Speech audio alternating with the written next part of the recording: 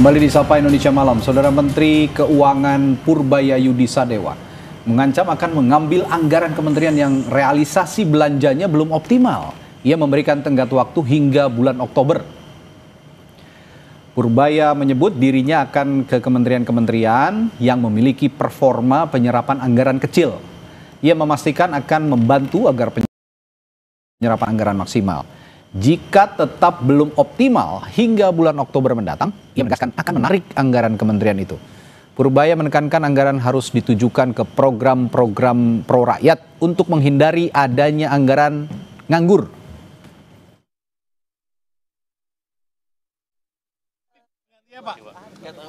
Besok Menteri Keuangan untuk rencana kerja lebih ke DPR Pak jadinya. Sebelumnya kan Bapak kalau nggak salah Ketua LPS, nah itu kan lapornya ke Menq Pak ya rencana kerjanya itu diubah kan Pak. Kalau siap. Makasih ya Pak. Makasih Pak Purbaya. Hati-hati Pak. Keren, Itu bebas. Tadi saya izin ke Pak Presiden bulan depan saya akan mulai beredar di kementerian-kementerian yang besar yang penyerapan anggarannya belum optimal. Kita akan coba lihat, kita akan bantu. Saya akan kasih waktu sampai akhir bulan Oktober. Kalau mereka kita perkirakan nggak bisa belanja sampai akhir tahun, kita ambil uangnya. Jadi potong lagi nih Pak, potong lagi nih ya. Kita sebarkan ke program-program yang langsung siap dan berdampak ke rakyat. Saya nggak mau uang nganggur. Saudara Menteri Keuangan Purbayayudi Sadewa ancam akan tarik kembali anggaran kementerian yang tidak optimal melakukan belanja atau menyerap anggaran. Apa implikasi dari pernyataan Menteri Keuangan ini? Akankah kementerian bisa lebih efektif dan efisien dalam menggunakan anggaran mereka? Kita ulas bersama Wakil Ketua Komisi 11 DPR RI Muhammad Hekal dan Direktur Eksekutif Selyos Bima Yudhistira. Selamat malam Mas Bima. Selamat malam. Pak Hekal, selamat malam. Selamat malam. Baik. Pak Hekal, saya ke Pak Hekal dulu nih. Sampai Menkeu baru mengeluarkan ancaman, sebenarnya bagaimana penyerapan anggaran di kementerian kalau menurut pengamatannya Komisi 11 nih? Saya rasa itu sebetulnya bukan ancaman ya, itu lebih ke memang beliau mau mengoptimalkan uang yang ada di dalam pemerintahan. Nah itu kan kita udah dengar dari awal beliau semenjak jadi menteri ini kepengen melihat perputaran uang ini berjalan di dalam perekonomian lebih cepat supaya bisa menggairahkan semua roda dan mesin-mesin ekonomi yang bisa digerakin gitu kan. Ya. Jadi saya rasa kan kita udah lihat beliau belum apa-apa langsung mindahin duit 200 triliun sekarang duit yang ngangguran atau belum kepake oleh kementerian dan kira-kira tidak akan kepake, ya sudah kita pakai buat program-program yang masih bisa, yang masih sempat dalam waktu 2-3 bulan terakhir tahun ini gitu kan. Jadi saya rasa sih sebetulnya ini juga pecutan juga buat kementerian yang mungkin masih belum selesai atau belum bisa menggunakan anggarannya ya. Sah-sah aja, saya rasa ini malah bagus gitu kan. Ini jadi pecutan buat teman-teman di KL untuk segera menuntaskan programnya kalau yang belum selesai, karena memang mempercepat penyerapan anggaran bagian juga dari kita menstimulasi perekonomian yang sedang lesu ini. Ya, Pak Hekal, ini kan tahun anggaran sebenarnya sudah mau selesai ya. Kalau boleh dihitung bulan ya sekitar 3 bulanan lagi lah ya, 3 bulan lagi menuju akhir tahun 2025. Berdasarkan koordinasi atau komunikasi Komisi 11 secara periodik dengan berbagai kementerian, sebenarnya berapa banyak anggaran yang belum diserap kementerian tahun ini? Ada nggak datanya? Ada sih, tapi itu variatif. Ini saya lihat ada dari yang baru penyerapannya masih di bawah 50%, tapi ada juga yang sudah di atas 70% gitu kan. Itu sangat variatif dan itu kan juga banyak tergantung juga dengan program ataupun dengan tipe pengadaan yang mereka lakukan. Kalau yang banyak pengadaannya sifatnya proyek-proyek yang perlu tender, nanti penyelesaiannya itu ada termin-terminnya, itu banyak juga yang selesainya nanti menjelang akhir tahun gitu kan. Nah kalau yang sifatnya belanja barang lebih banyak atau kegiatannya lebih banyak kegiatan-kegiatan, nah itu mungkin dia lebih normal lah, pengeluarannya itu lebih rutin gitu kan. Nah, jadi macam-macam itu tergantung kegiatan lah. Tapi masih ada ya, artinya masih ada yang sangat tinggi juga yang belum terserap, 50-70% itu untuk menjelang akhir tahun menurut saya sangat tinggi sekali. Saya ke Mas Bima kalau gitu. Ini ya nggak heran juga Menteri Menkeu Purbaya ini juga mengeluarkan ya kalimat, kalau kata Pak Hekal bukan ancaman, tapi nadanya seperti ancaman sepertinya. 50%, bahkan tadi kata Pak Hekal ada yang 70% belum terserap. Ini 3 bulan lagi efektif tahun anggaran akan selesai gitu kira-kira. Ini kira-kira apa? Ya fenomena apa yang terjadi? Apakah ini sudah menjadi modus tahunan dari berbagai kementerian dan apa tujuannya sebenarnya kok nggak buru-buru diserap gitu anggaran Iya, ini? sebenarnya tanpa Pak Purbaya bilang kalau tidak terserap dengan baik itu akan ditarik anggarannya, ya memang kuartal keempat akhir tahun itu biasanya realisasi anggarannya memang didorong. Oke. Nah, tapi yang menjadi problem itu adalah pada awal 2025 setting di kementerian lembaga itu adalah penghematan, blocking anggaran. Kalau nggak salah ada 300 triliun lebih yang akan dihemat. Jadi kalau sisa 3 bulan efektif langsung digenjot, ini kan juga nggak semua kementerian itu siap. Kalaupun digenjot, yang menjadi pertanyaan diserap secara cepat, apa yang paling cepat? Belanja pegawai, honorarium. Ini masuk belanja yang sifatnya kan konsumtif. Oke. Tapi kalau untuk pos belanja modal, ada tendernya, ada proses cari vendornya. Ini lebih baik Pak Purbaya untuk yang kementerian teknis butuh tender dan lain-lain nggak bisa dipercepat. Karena nanti kualitas dari penyalurannya bermasalah. Korupsi di situ bisa jadi salah satu resiko. Lebih baik fokusnya di 2026 untuk yang memang belanja yang sifatnya belanja modal. Tapi kalau kuncinya memang harus menyerap anggaran lebih cepat, memang betul itu mendorong ekonomi untuk belanja pemerintah. Nah, satu lagi itu adalah masalah dari menteri-menteri teknisnya. Problemnya adalah di menteri ekonomi sendiri, nggak usah bicara menteri lainnya. Menteri tim ekonomi itu banyak diisi ketum parpol atau ex mantan kekuatan politik ketum lah ya. Parpol, iya. Kekuatan politik. Jadi kuncinya dari Pak Purbaya ini backupnya harus kuat untuk bisa bilang ke ketum parpol sekaligus juga Menko ataupun menteri teknis itu untuk cepet dong anggarannya disalurkan, diserap ya. Dan itu ada dukungan politik harusnya di belakang Pak Purbaya mempercepat itu kalau dia mau. Oke. Ngomong-ngomong soal kekuatan politik, kita juga malam hari ini ada Pak Hekal yang juga orang politik, Pak Hekal. Pak Hekal, kalau Pak Purbaya bicara seperti itu, seberani itu, tadi disinggung oleh Mas Bima, bahwa di kementerian-kementerian teknis juga diisi oleh petinggi-petinggi partai politik, bahkan ada yang menjadi ketua umum partai politik. Nah, sejauh ini ada nggak kendala untuk merealisasikan apa yang diinisiasi oleh Pak Purbaya ini tanpa ada hadangan politik, menurut Pak Hekal? Saya lihat beliau itu kan selalu koordinasinya langsung dengan presiden dan itu secara hierarki juga sekarang kan beliau itu langsung lapornya ke presiden. Kalau yang dulu itu memang diposisikan di bawah Menteri Perekonomian, Menko Perekonomian, maaf. Sekarang kan memang langsung lapornya ke presiden. Jadi sebetulnya beliau sudah punya dukungan politik yang paling kuat, gitu kan. Pak Presiden ini adalah ketum parpol juga dan juga ketua koalisi terbesar hari ini yang praktis hampir semua partai kecuali satu ada di dalam koalisi itu, dan yang satu pun itu di luar tapi juga tidak menjadi oposisi tapi menjadi penyeimbang gitu kan. Jadi rasanya sih beliau punya dukungan yang cukup kuat dan saya belum lihat juga ada gerakan atau apa-apa untuk menghadang beliau. Nah, memang tadi yang disampaikan Pak Bima benar juga, tapi kan saya ada kasih bisa juga opsi tambahan. Kalau kita sekarang lihat beliau waktu misalnya menaruh 200 triliun itu kan juga sekarang dibarengin dengan paket yang stimulus 845. Paket stimulus itu kan saya lihat juga akan menelan biaya kurang lebih 16 triliun. Nah, kalau memang dana-dana yang akhirnya nggak kepake itu kan sebenarnya masuk ke Silpa. Itu kan bisa juga kalau kita mau habiskan bisa masuk ke dalam berbagai paket stimulus yang nggak perlu tender atau nggak perlu dibelanjakan, kan bisa misalnya dalam DTP atau pajak yang ditanggung pemerintah ataupun hal-hal yang seperti itu kan relatif cepat penyerapannya. Misalnya kita mau nanggung pembayaran listriknya kalangan tertentu atau kita mau nambahin misalnya subsidi terhadap komoditi tertentu, itu bisa juga dilakukan. Nah, satu hal lagi tadi yang disinggung oleh Mas Bima juga, dengan adanya statementnya Pak Purbaya ini, kalau Pak Hekal tidak mau menyimpulkan ini sebagai sebuah ancaman, anggaplah ini sebuah warning gitu ya dari seorang Menteri Keuangan. Apakah dengan adanya warning ini kinerja penyerapan anggaran kementerian akan lebih baik, atau jangan-jangan justru tadi yang seperti Mas Bima bilang belanjanya asal-asalan demi agar tidak kehilangan dana aja katanya? Pak Hekal. Kalau saya rasa belanja asal-asalan juga nggak berani ya. Itu kan semua ada prosedurnya dan ada resiko hukumnya juga, Pak. Hari ini kan kita bukan hanya resiko hukum tapi juga resiko sosial. Kalau kita belanja ugal-ugalan sebelum ada hukum ada resiko sosial. Kita ini semua udah mulai mengalami hal-hal gitu, apalagi DPR baru-baru ini kan. Jadi saya rasa kita tetap harus tertib administrasi, kita juga harus menjaga kredibilitas daripada kebijakan fiskal kita. Nah, saya rasa sih sebetulnya mereka ini kan semua sudah, ASN kita sebetulnya sudah cukup terlatih lah, dan memang ada program-programnya, tinggal mereka melakukan percepatan. Saya rasa tahapannya ini mereka masih cukup waktu, ini baru bulan September.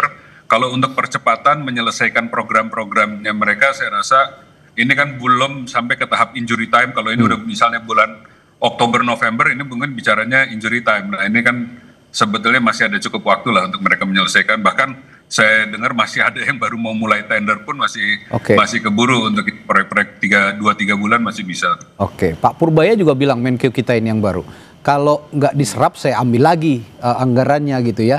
Apa implikasinya sebenarnya dan potensinya terhadap pertumbuhan ekonomi yang ada di Indonesia yang justru dikatakan oleh Pak Purbaya bisa tumbuh dengan cepat gitu. Saya akan tanyakan hal itu nanti Mas Bima, tapi jangan dijawab dulu. Setelah jeda di Sapa Indonesia Malam kami segera kembali. Di Sapa Indonesia Malam, tadi sebelum jeda saya bertanya ke Mas Bima soal ultimatum yang dikeluarkan oleh Menteri Keuangan kita, Pak Purbaya, untuk menarik kembali anggaran jika anggaran itu tidak terserap dengan optimal sampai bahkan Oktober, dia kasih tenggat waktu sampai Oktober. Sebenarnya dampak potensial dari penarikan anggaran ini terhadap pertumbuhan ekonomi tentu saja yang juga sebenarnya dicanangkan oleh Pak Purbaya bisa tumbuh dengan pesat gitu ya di akhir triwulan tahun 2025 ini. Apa dampak potensialnya? Ya ini pertanyaannya adalah kalau dia sudah mengambil anggaran yang tidak cair dari kementerian lembaga karena lambat misalnya dipindahkan ke paket kebijakan.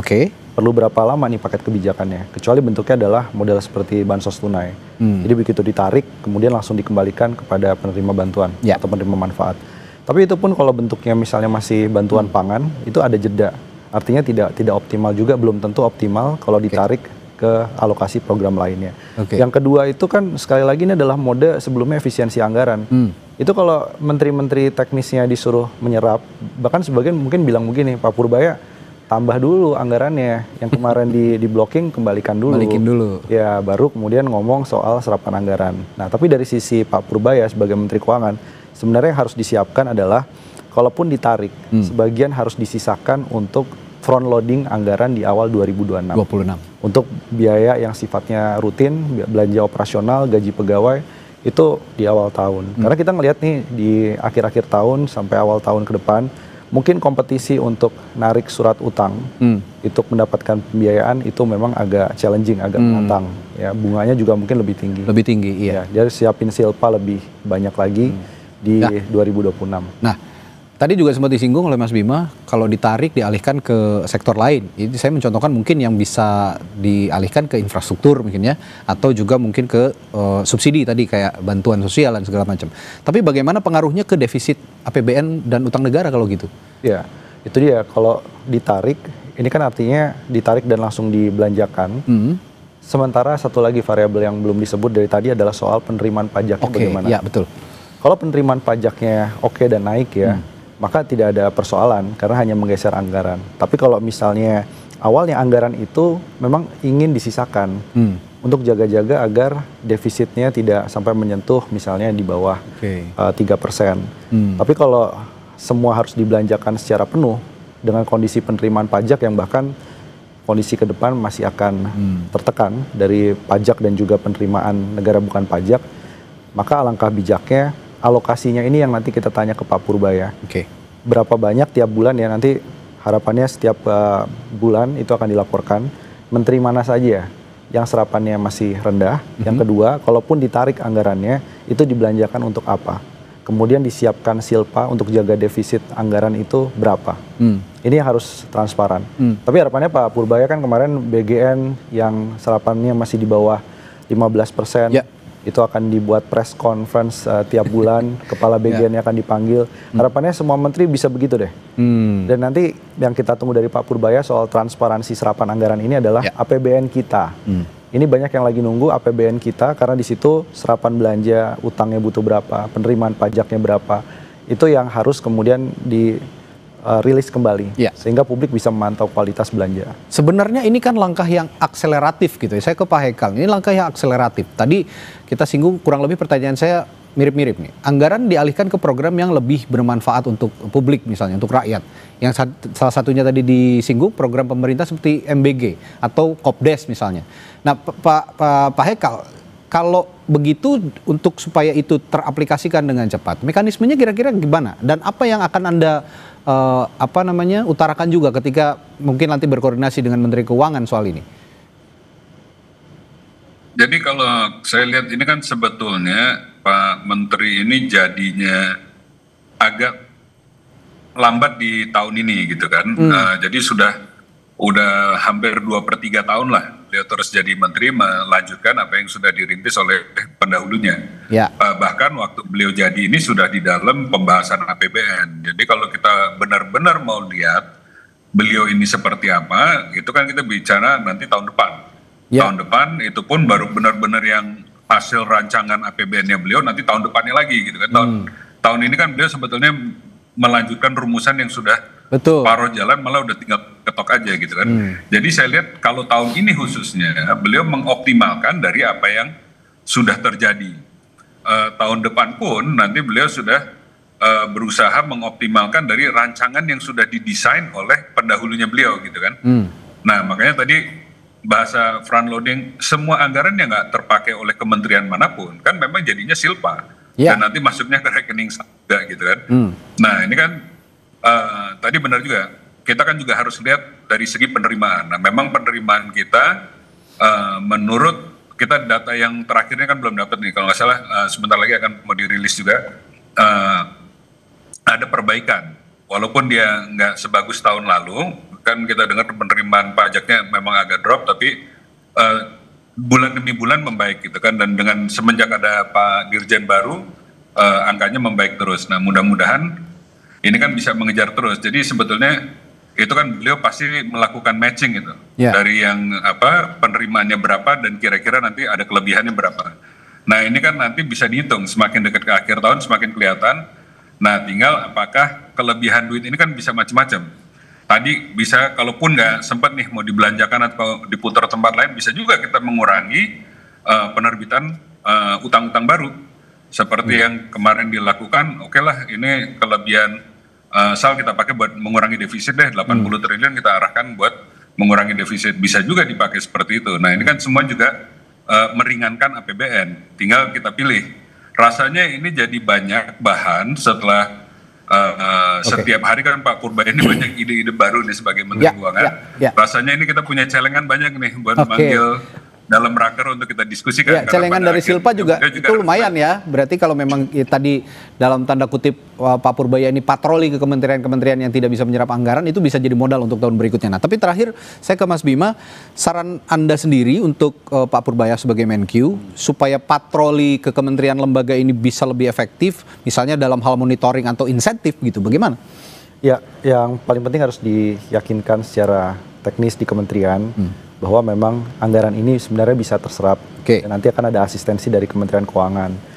Tapi juga harus meyakinkan menteri-menteri tadi, oke Pak, mohon maaf anggarannya kita geser dulu untuk program-program yang mungkin dibutuhkan oleh masyarakat. Tapi kalau programnya sama aja pencairannya lambat seperti makan bergizi gratis yang sekarang 71 triliun alokasinya baru terserap kecil. Nah itu menteri yang akan dipatroli itu juga akan bilang kan, ya kalau gitu mendingan nunggu ini cair aja, nggak usah diutak-atik dulu.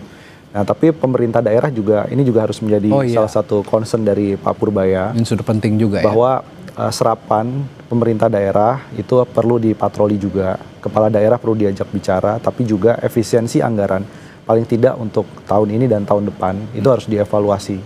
Karena pemerintah daerah bukan masalahnya serapan rendah sekarang, tapi anggarannya kurang. Itu dia. Kemarin juga banyak yang berteriak pemerintah daerah untuk menambah anggaran. Tapi terlebih ini diskusi kita malam hari ini untuk langkah Pak Purbaya yang akseleratif sebenarnya patut diapresiasi ya Mas Bima. Cuman ya tadi itu kita melihat ada beberapa hal yang harus diperhatikan oleh Pak Purbaya. Kalau Pak Purbaya minta Oktober, ya sepertinya tidak akan mungkin semua kementerian juga bisa menerapkan itu ya Mas Bima ya kira-kira. Tapi ya positifnya kalau memang diambil kembali, tadi kata Pak Hekal, dapat celengan silpanya banyak juga untuk amunisi di tahun depan. Semoga ini bisa teraplikasi dengan baik, langkah akseleratif yang dilakukan oleh Menteri Keuangan. Sekali lagi tentu saja untuk menjadikan program-program pemerintah ini langsung mengena ke publik gitu. Terima kasih Mas Bima Yudhistira sudah bergabung di Sapa Indonesia Malam, juga Pak Haikal sudah bergabung melalui sambungan virtual di Sapa Indonesia Malam berbagi pandangannya. Terima kasih Bapak-bapak, sehat selalu, sampai jumpa lagi. Selamat malam. Selamat malam. Selamat malam.